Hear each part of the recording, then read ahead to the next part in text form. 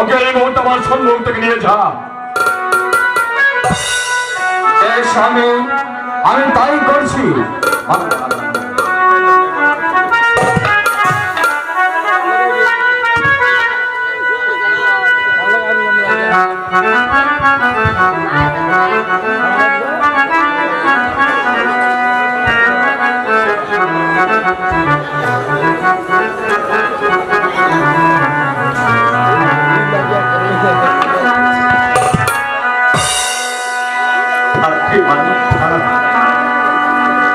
এই চাকরকে বাবা বললেন,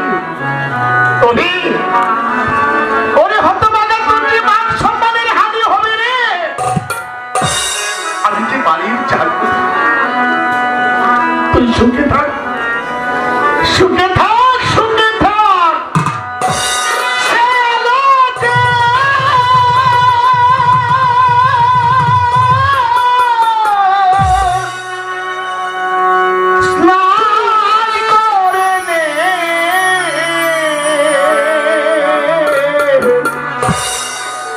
যেতে হবে তোমের ঘরে,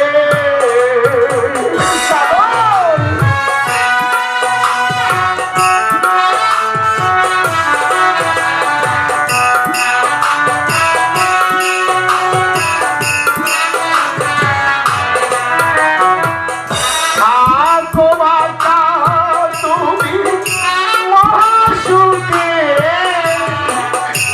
আমি মরিয়া দেখুকে।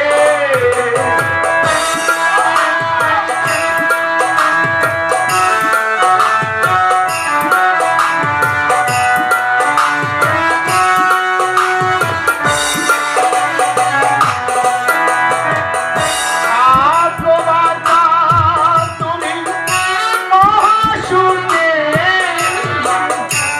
আমি মরিয়া দেখুকে।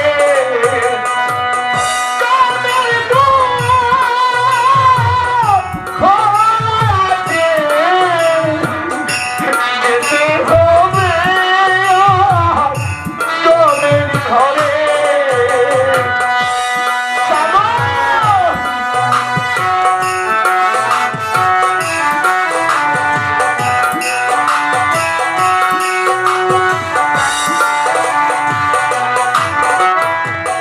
খোকা বলে আমি কাঁদিব না রে, খোকায় আমার নেই সংসারে।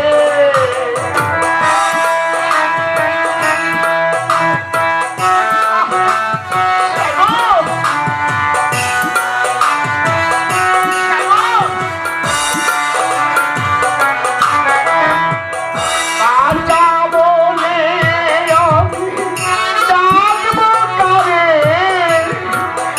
বাঁচায় আমার নেই ভুবনে। তোমার খোলা আছে,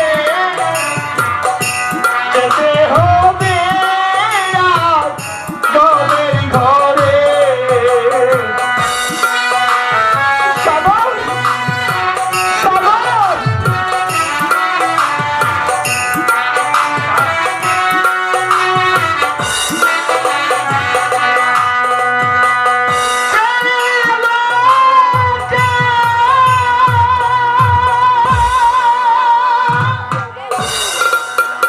পিতা, বলো বাবা। পিতা, আপনি অনুমতি দিলে আমি যে নরবলে দেখতে যাবো। না বলছো না, নরম বলে দেখলে তুমি ভয় পেয়ে যাবে। না না পিতা, না, আমি দূর থেকে নরবলি দেখে আবার আমি আপনার কাছে চলে আসবো। ঠিক আছে পুত্র, তোমার মনোবাসনা আমি পূর্ণ করব, তবে হ্যাঁ দূর দেখে দেখে চলে আসবে। ঠিক আছে পিতা, আমি দূর থেকে নরবলি দেখে আমি আবার চলে আসবো।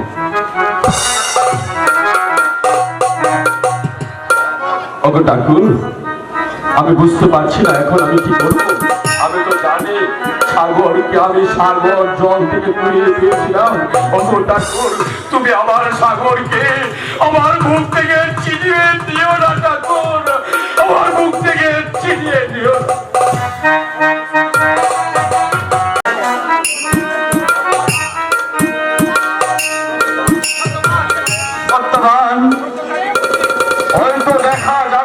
জানে মন্দির, আমি যে এখানে তোমাকে হত্যা করব।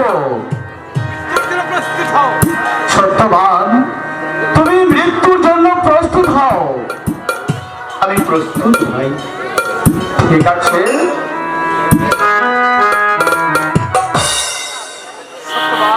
সত্যবান, আজ তো তোমাকে মৃত্যুদণ্ড দেওয়া হবে।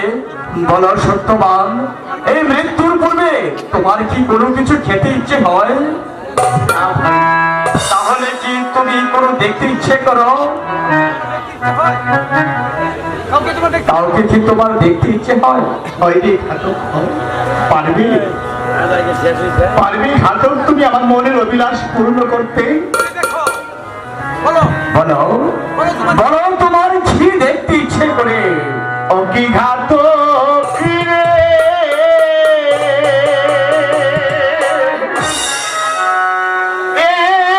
একবারে দে মন সাগর ভাষা। সাগর সাগর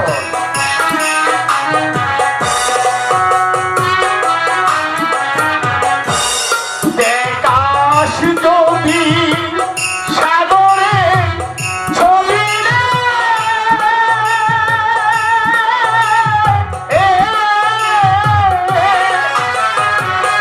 ও পরে আমার প্রাণব দিবি,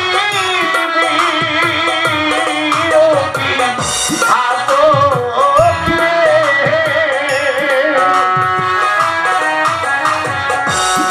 একবারে দে মন সাগর ভাষা।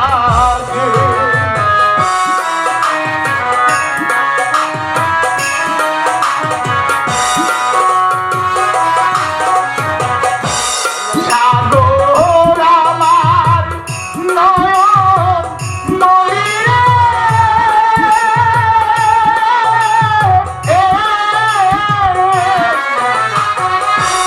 সাগর আমার সোনার খনি, ও কি ঘাতক রে,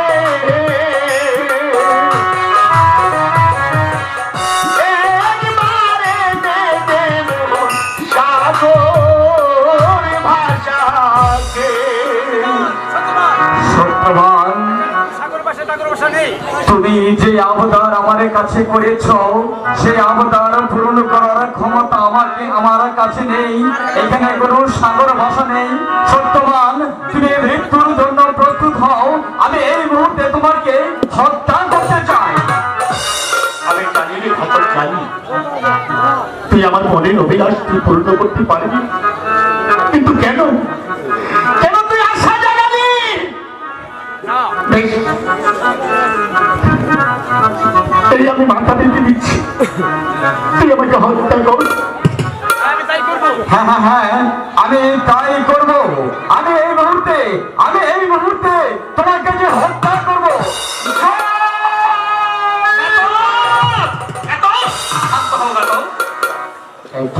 বলো ঘাতক, বলো বন্দি কি চায়? বন্দি চায় এই মুহূর্তে সাগর ভাষাকে দেখতে। সত্যি? হ্যাঁ হ্যাঁ হ্যাঁ, বন্দি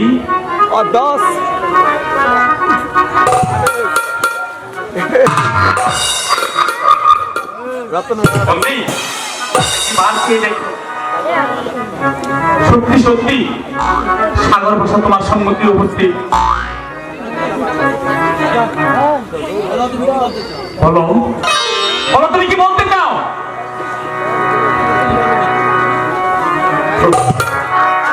আমার হাতে বাঁধনটা খুলে দিবি।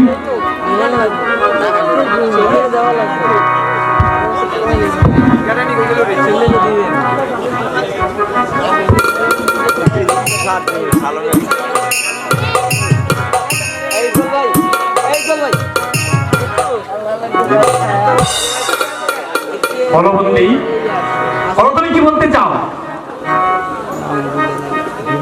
আমি চাই শুধু একটু Manda que sai, aí, vamos ver. শুধু একটি কথা, আমি তোকে আমার কোলে নিতে। সত্যি? সত্য। ঠিক আছে বন্দি, সাগর ভাষা তো যখন তোমার সম্মুখে উপস্থিত, তুমি তোমার করে তুলে নাও। সাগর, বন্দি, সাগর, বন্দি, সাগর।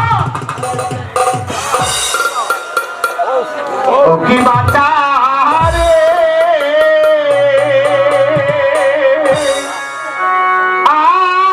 আজকে জীবন যাবে আতকের হাতে।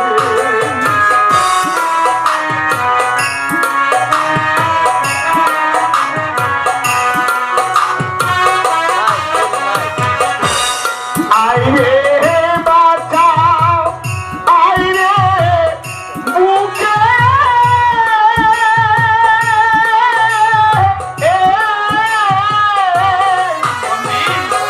ও দেখি দূরে নয়ন ভরে, ও কি বাজারে,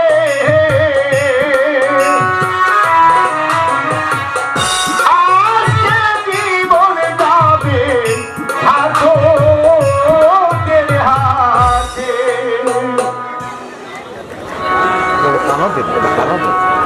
বন্দি, তুমি কি বলতে পারবে কি? বলে কাঠ, বলো কি করে এই অবস্থা হয়েছে? তুমি আমাকে খুলে বলবে কি? বলো বন্দি, সত্যি সত্যি তুমি যদি আমার পিতাই হতে, তাহলে তাহলে একটিবার খুলে বলো, কেমন করে আমি এখানে এলাম? ওরে ওরে বন্দি, আর কেমন করে তুমি আমার পিতা হলে? শুনবি? হ্যাঁ বলো বন্দি, বলো। আমার এই কাহিনী অবাস্তব, মিথ্যে নয়, মন গড়া গল্প নয়। জানিস, ঠিক আছে বন্দি, বলো।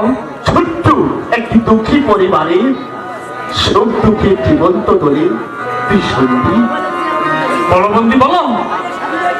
তাহলে শুন, আজ থেকে 20 বছর আগের ঘটনা। আমাদের বাড়ি ছিল রঞ্জিত রাজার রাজ্যে। তারপর ওখানে বনের ভিতরে লতা পাতা দিয়ে একটি কুটির তৈরি করে তোর মাঠে দিয়ে ভগবানের আরাধনা করে দুবেলা দুমুঠো খেয়ে না দিন কাটাচ্ছিল। হঠাৎ ওই রাজ্যের রাজা রণজিৎ সন্ধ্যে রাত্রিতে আমাদের বাড়িতে এসে আশ্রয় নিল। বলো সত্যবান, আজ রাত তোমার এখানে শয্যা পেতে থেকে আগামীকাল প্রভাতী আমি চলে যেত। তারপর কি হয়েছে জানিস শতবাগা, মহারাজকে যে শয্যা পাতার ব্যবস্থা করে দেব এমন কোন বস্ত্র আমাদের ঘরে ছিল?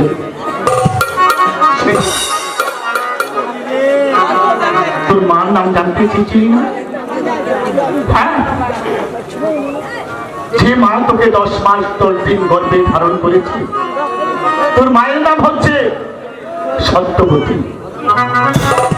সেদিন এই সত্যবতীর পরিধানের বস্ত্র ছিঁড়ে মহারাজকে শয্যা পাতার ব্যবস্থা করে দিল। ঘুমিয়ে পড়ল। জানি না আমরা কি অন্যায় করেছি। ঘুমের মধ্যে ওই নিষ্ঠুর পাষাণী রণজিৎ চাবুকের পর চাবুক মারতে লাগলো তোর মাকে এবং আমাকে। তারপর কি হয়েছে? তারপর এক পর্যায়ে আমাকে ঘরের খুঁটির সঙ্গে বেঁধে রেখে হরণ করে নিয়ে গেল নিষ্ঠুর পাষাণী জল্লাদ রণজিৎ তোর মাকে। তারপর সন্তানের মায়ায় পড়ে স্ত্রীকে বাঁচানোর জন্য, সন্তানকে বাঁচানোর জন্য পাগলের মতো ছুটে চললাম রাজ প্রাসাদে। জানিস, ওখানে গিয়ে অনেক কৌশলী আমি তার রক্ষকের কাজ নিয়েছি। শুনতে পেলাম দাসী আসবে খাবার নিয়ে। ওই খাবারে কি মিশ্রিত থাকবে জানিস? কি? ওই খাবারে বিষ মিশ্রিত থাকবে, যাতে তোর মা খেলে তুইও মারা যাস, তোর মাও মারা যাস। ভগবানের অশেষ মেহেরবান। কথায় বলে রাখে হরি মানে কে, আর মানে হরি নাকে কে। সে বিষ থেকে ভগবান তোকে তোর মাকে বাঁচিয়ে দিল। হঠাৎ করে প্রহরী এসে বলল, প্রহরী এসে বলল, সত্যবতী তোমাকে অন্য কারাগারে যেতে হবে। পাগল হয়ে গেলাম। ভগবানকে ডাকতে শুরু করলাম, হে প্রভু, হে ঈশ্বর, তুমি আমার স্ত্রীকে রক্ষা করো, আমার সন্তানকে তুমি রক্ষা করো। ছুটে চল। জানিস এত সুন্দর রাজকীয় পোশাকে আজ তুই আমার সম্মুখে দাঁড়িয়ে আছিস। মনে হতো বাবা তোর জন্ম হয়েছিল ওই লজ্জিত রাজার কারাগারে। এতই নিষ্ঠুর পাষাণ, হৃদয় বলতে যার কিছু নেই, বংশত্ব বলতে যার কিছু নেই, নিষ্ঠুর পাষাণা করার আদেশ দিল, যাও ধাত্রী, ওকে মাটির পাতিয়ে ভরে নিয়ে যাও, ওই সাগর জলে তাকে ভাসিয়ে দাও। বলো তারপর কি হয়েছে? ধাত্রীর পিছনে পিছনে ছুটলাম, বলে দাদা আমার খোকাকে নিয়ে যাসনি, আমার সব খোকাকে ফিরিয়ে দিয়ে দাও। শুনলো না একবিংশ শতাব্দীর মানুষ, এই শতাব্দীর মানুষ এত প্রাণ হারা, দয়া মায়া স্নেহ মমতা কিছুই নেই। ভাসিয়ে দিল সাগর জলে। আমার আসতে বিলম্ব হয়ে গেল। দেখলাম বাতাসের উত্তাল ঢেউয়ে তোকে নিয়ে গেল সাগরের অনেক গভীরে। অনেক এত উত্তাল সাগরের ঢেউয়ের মধ্যে আমি যেতে পারিনি। দৌড় থেকে নদীর সাগরের তীর দিয়ে আমি চললাম। হঠাৎ করে দেখলাম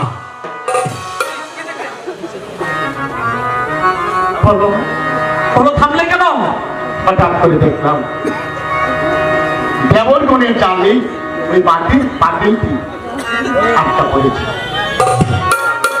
দেবরগণ যখন জাল থেকে ওই মাটির পাতিল থেকে তোকে তুলে নিল, সেদিন আসি আমি বললাম, ওকে দেবরগণ, এই সন্তান আমার সন্তানকে আমার হাতে তুলে দাও। বললো সন্তান যদি নিতে হয় তাহলে কিছু টাকা দিতে হবে।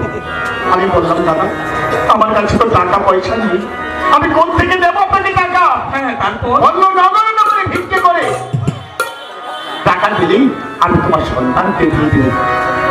জানিস বাপি, জানি আমি শুধু তোর জন্য, এই চাঁদ মুখ দেখার জন্য আমি মানুষের দাঁড়ে দাঁড়ে ভিক্ষে করেছি, হাত পেতে আমি ভিক্ষে করেছি। ভিক্ষে করে যখন আমি টাকা দিয়েছি, দেবরগণ আমার সঙ্গে প্রতারণা করে তোকে আমার কাছে না দিয়ে শুধু খালি একটি বাতিল দিয়ে নিয়ে গেল ওই অজয় রাজার কাছে। ছুটে চললাম দেবরগণের পিছনে পিছনে, কে দূর থেকে দেখলো অপার মহিমা ওপরওয়ালা ওই রাজার কাছে লক্ষ টাকার বিনিময়ে তুই বিক্রি করেছে। সেই জন্যই তো আমি তোর মন মুদ্রা পরিষ্কার করার জন্য, আমার নিজের সন্তানের স্নেহ ভালোবাসা দেওয়ার জন্য, আদর দেওয়ার জন্য আমি শিশু পালনের কাজ সেদিন যখন স্কুলে পয়সা যখন তোকে জানুস বলে গালি দিয়েছে, আমি সইতে পারিনি। আমার অন্তরটা আমি কাউকে ছিঁড়ে দেখাতে পারবো না। বল আমি কেন? এই পৃথিবীর কোনো বাবা যদি শুনতে পারে তার সন্তানকে জানোজ বলে গালি দিয়েছে, সে গান ঠিক থাকতে পারেনি। সেই জন্যই তো আমি বলেছি তুই আমার অনুযার সন্তান, আমি তোর পিতা। বল বল সাগর, বল আমি তো অন্যায় বলেছি বাপি? না, বেশ, আমার আর কোনো আশা নেই, আমার কোনো সাথ নেই। কোনো লোক নেই। যা, তুই ঘরে চলে যা। না যা না যা, না চলে যা। ভালো, তুমি তোমার কাজ তাড়াতাড়ি শেষ করে ফেলো। তুমি প্রস্তুত হয়ে যাও, এই মুহূর্তে তোমাকে আমাকে হত্যা করতে হবে। অভিজ্ঞাত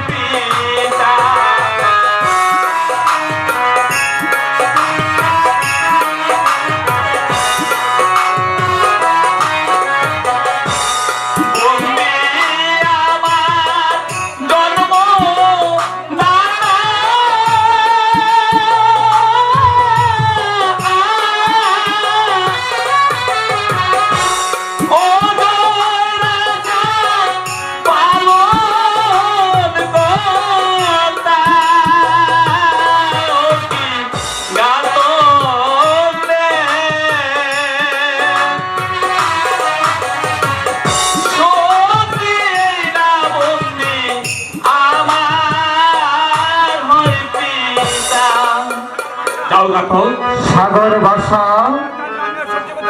আমি যে আর সহ্য করতে পারছি না, তুমি এখান থেকে চলে যাও। তোমার পিতার হুকুম, এই মুহূর্তে দেখ, সত্যবানকে আমার হত্যা করতে হবে। সত্যবান, তুমি মৃত্যুর জন্য প্রস্তুত হও। ঘাতক, তুমি এখান থেকে চলে যাও। তুমি পিতাকে গিয়ে বলবে যে সাগর ভাষা বন্দিকে হত্যা করতে দেয়নি। তুমি চলে যাও। ঠিক আছে সাগর বাসা, তোমার কথা অনুযায়ী তাহলে আমি এখান থেকে চলে যাচ্ছি। ওরে সাগর, এই কি ভুল তুই করবি পারবি না, এখন যে আমার জন্য তোকেও মরতে হবে। হ্যাঁ, মরতে হয়, বাপ বেটা দুজনে একসাথে মরবো। তবু কিছু দেই আমি তোমাকে হত্যা করতে দেবো না। সাবাস বেটা। জানিস তো কি, আমার এই ঔরসে তো জন্ম হয়েছে, আমি ধন্য হয়েছি, আমি ধন্য হয়েছি। সোহেল একবিংশ শতাব্দীর মানুষ, এমন সন্তান আমি জন্ম দেইনি, যে সন্তান, যে মা 10 মাস 10 দিন গর্ভে ধারণ করে জলের মতো রক্ত চলে যায় মায়ের দেহ থেকে, সেই মাকে, সেই গর্ভধারিণী মাকে আঘাত করে এমন বেয়াদব ছেলে আমি জন্ম দিইনি। আমি দিয়েছি সোনার টুকরো একটি ছেলে, এমন সন্তান আমি জন্ম দেইনি, যে বাবা বৃষ্টিতে ভিজে রোদ্রে শুকিয়ে আগে বাংলা পরিশ্রম করে দুবেলা মুখে আহার তুলে দেয়। কিছু হতভাগা সন্তান আছে, সেই সন্তান তার পিতাকে আঘাত করে। আমি এমন সন্তান জন্ম দিই, এমন সন্তান যদি পৃথিবীর ঘরে ঘরে হতো, তাহলে বৃদ্ধ মা বাবা যারা আছে তাদের এত কষ্ট হতো না। সাগর, চোখের জলে ওদেরকে বুকে ভাসাতে হতো না। বাবা, আমি ধন্য, আমি ধন্য। আয় বাপি, আয়। বেশ, চলো বাবা, আমি তোমাকে নিয়ে আমি আমার পিতার কাছে চলে যাব। তাই তো বলেছি, মরতে যদি হয় বাপ বেটা দুজনে একসাথেই মরবো। বেশ, তাহলে চলো।